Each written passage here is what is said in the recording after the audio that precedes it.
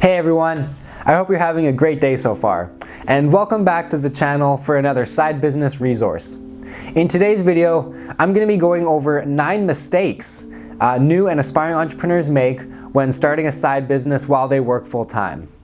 Now, these mistakes can be so frustrating and can actually lead you to the point of not actually making any progress in your side business, whether that's thinking of the idea, launching it, or getting your first clients. And I don't want these mistakes to stop you, as once you start getting momentum, I want you to be able to continue forward with that.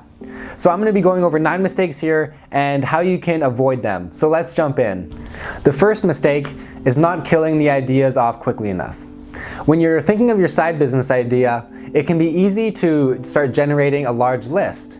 However, if you aren't actually crossing any ideas off those lists for ones you may not have enough money to launch, or you may not have the passions or skills to launch, then you're never going to be able to narrow down that list to one you can finally move forward with and start making money. So to help you actually, think of an idea that is the one for you and you can move forward with, you'll need to start narrowing down that list and killing off some of the ideas. And the second mistake I commonly see is people starting a side business and they're not using any exercises or resources to help think of that idea they should launch. Now, if you're new to business and you've never thought of business ideas before, or you've never really entered entrepreneurship, I highly recommend using exercises to help you and guide you through the process of thinking of a business idea. I myself have developed the business idea equation, a methodology we use at Business Idea Insight exactly for thinking of side business ideas, and you can access that in the link in the bio. But I highly recommend you find exercises and resources that can help guide you to think of an idea that you can launch. Otherwise, it can be easy to get lost in finding ideas online that may not actually be right for you. And you can also end up down a rabbit hole thinking of ideas that may not even work for you or the industry you're looking to enter, or may not even be a feasible business to launch. So I recommend you use some exercises, and I've included some in the link in the description if you're interested. The third mistake I see is not incorporating relevant trends into the side business idea itself. For instance, if you're entering an industry where there is new technology available that you could access to build your side business, I'd highly recommend finding that kind of technology or the different trends and shifting trends in that area that you can implement. If you don't look at the shifting landscape of the trends for that certain product or service, you could end up in huge trouble down the road when competition comes in, uses that technology and innovation, and squashes you. Even though it's a side business, this is still a possibility.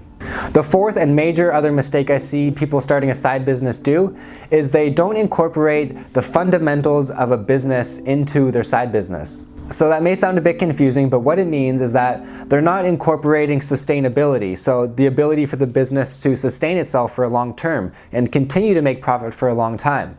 They may not incorporate scalability, so if their ultimate end goal was to start this side business to generate an income and then ultimately quit their job, if you don't have scalability built into your business model and your business idea, you're never going to be able to reach that point, and it's going to be very frustrating.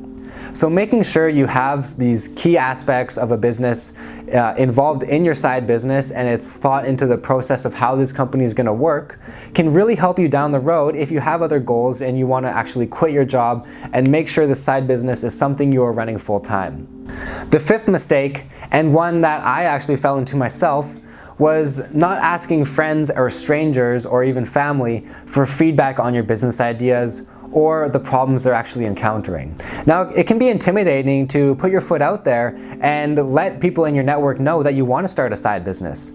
Some people may think you're absolutely crazy, some people may think your ideas are stupid, so having that feedback can be difficult at times, but I guarantee that putting yourself out there and asking people, what exactly are they facing in life that is a problem, and how can you potentially solve that? Or if the business idea you've thought of is something they'd utilize, you can get some really good feedback.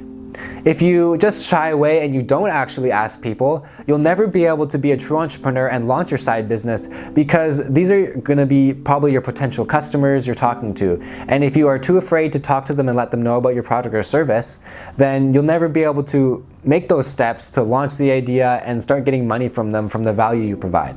So a mistake here is not talking to the target market, whether that's your friends, family, or strangers.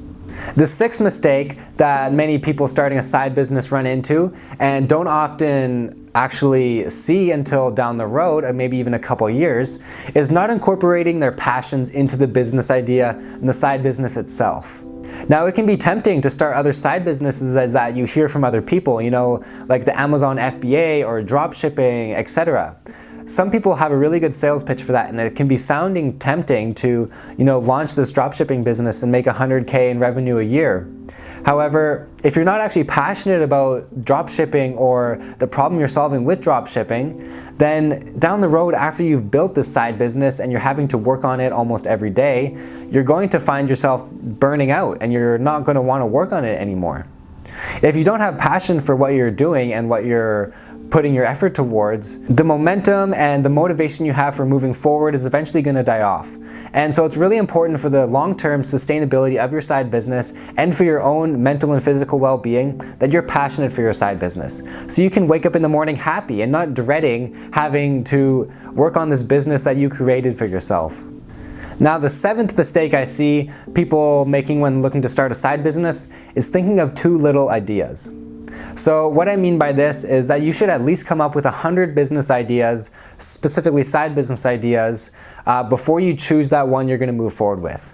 And this is because you want to make sure you've incorporated your passions, your strengths, any resources and things you can account for that can help you launch your side business. And you want to avoid ideas where you don't have the resources or where you're not passionate about actually solving that problem.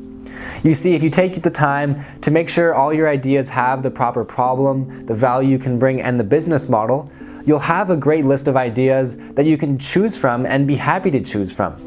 The last thing you want to be thinking about in a year's time from now is, oh crap, maybe I should have spent more time on the idea process and I wouldn't be running into the problems I'm running into now, such as not having enough passion for my idea, or maybe developing a business where the business model doesn't actually complement my lifestyle goals. Spending time to make this list can be really important. And like I mentioned earlier, there's a link in the description with some business idea exercises specifically for side businesses that you can use. And number 8, it complements number 7, is people make the mistake of not writing down all their business ideas. So if you are out walking and you get a spark of creativity where you have this amazing business idea, but you don't write it down, well, what happens if that idea was the one you should launch, but you ultimately end up forgetting about it when you get home?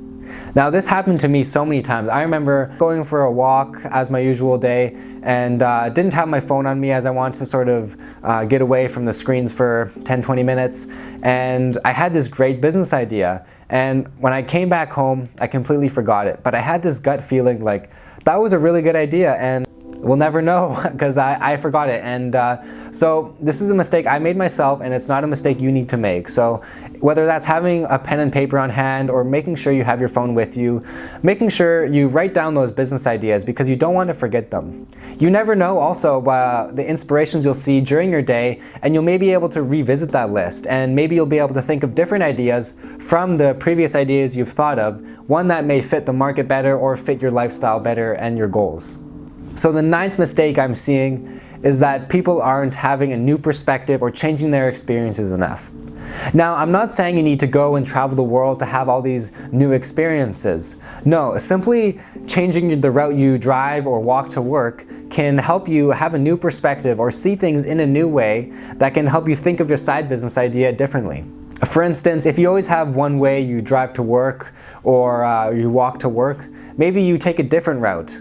And you'll never know the kinds of things you'll see along that different route. Maybe it's going to spark a new idea from a certain sign you see that maybe you could complement that with your side business.